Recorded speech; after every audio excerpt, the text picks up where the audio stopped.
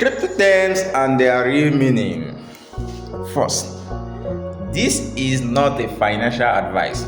Okay, first of all, I've given you this financial advice. I've crafted it out in such a way that you should understand. But whatever the outcome is, it's on you. Don't hold me responsible. It's financial advice I give to you, but do not hold me responsible. It's totally on you.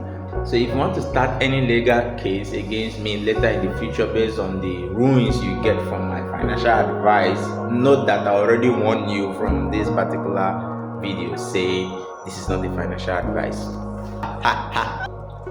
Do your own research. DYOR.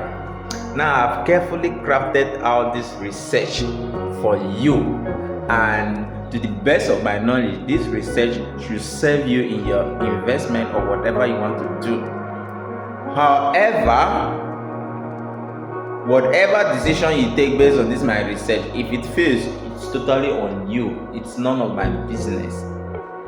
So if you take my research and you applied it and then it turned out the complete opposite, it's not on me. In case you want to take any legal advice and any legal action against me later in the future or blame me later in the future, remember I said that you should do your own research, extra research.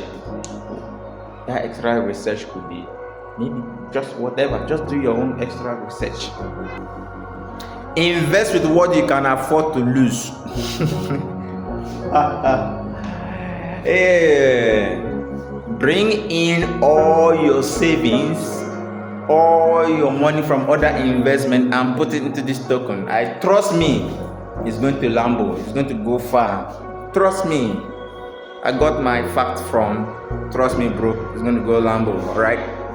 So, but should in case it doesn't go according to plan, just remember that I told you to invest with the money that you can afford to lose. Crypto is not for the weak.